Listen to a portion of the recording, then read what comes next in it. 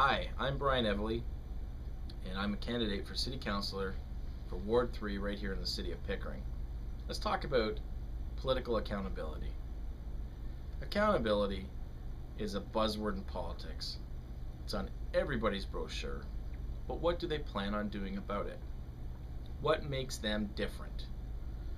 For example, I feel that elected officials need to be held accountable for their actions and their decisions throughout their entire term and not just during an election year.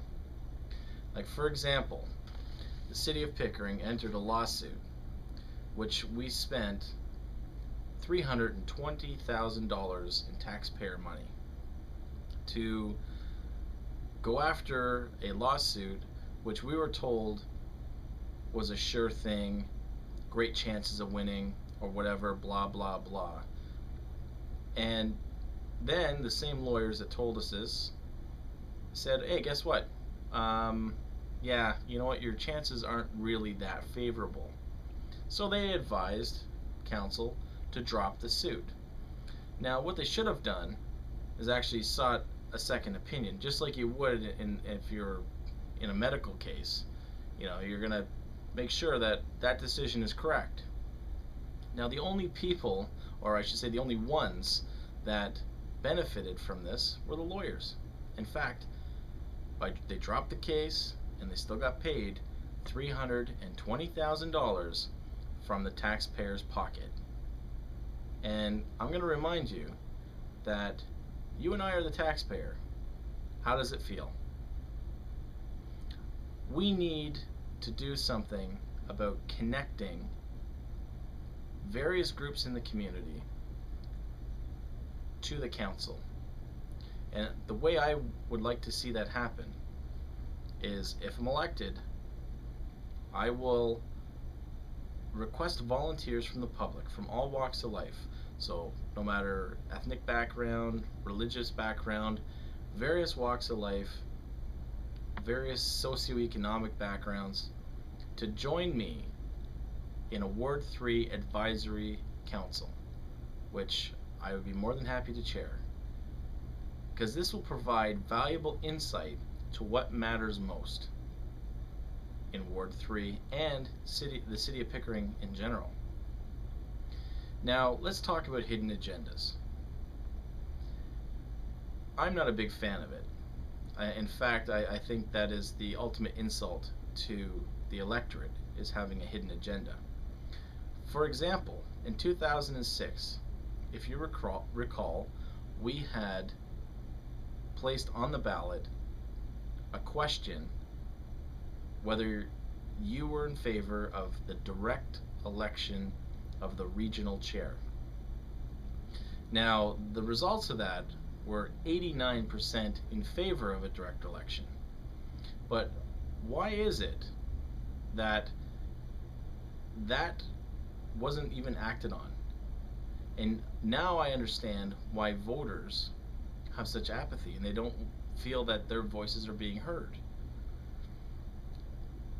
In 2009, 2010, I'll give my worthy opponent credit. He actually brought up the issue of the direct election. However, he brought it up in a time when it was too late to do anything, and if there was a sense of urgency, something would have been done in 2007. It wouldn't be done just before an election year, just so they can get their name in the paper. So, yeah, I'm not really for that, and there probably is a hidden agenda there that we're not seeing. But I'm sure in time the agenda will unfold. Now, I am 100% in support of drafting a request to the province of Ontario to invoke the right to allow Pickering to recall its elected officials, and especially those who go against public wishes without a strong reason or a case. Now, employees can be fired, so why not your elected members of council? Can you imagine the level of service that you would receive if they were accountable for their actions every year of their term, not just the last election year. The recall right is a great tool to keep elected officials honest and true to the taxpayers.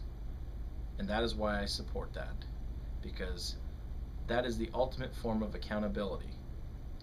There's no more getting into a situation where you make all these promises and deliver on none of them and expect that in the election year that you can just come back and do whatever you need to do to win over the trust of the public.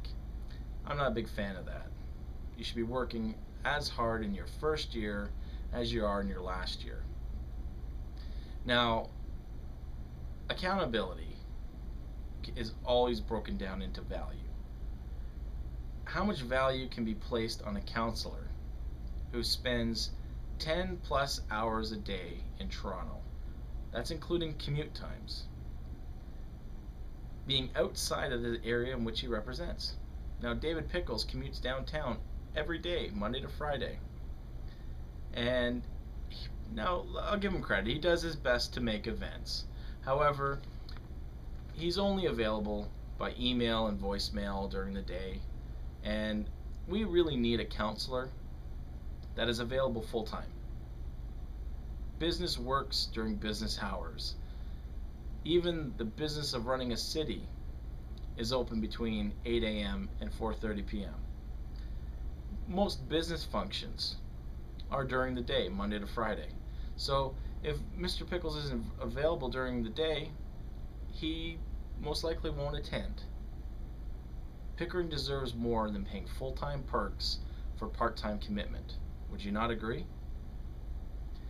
Now, members of council are granted the stewardship of the voice and actions of the electorate, which is sometimes forgotten and only remembered in the lead up to an election year. We deserve to get what we pay for. And if you want accountability in every sense of the word, stand with me on election day, because your vote for Brian Evely is a vote for change and accountability.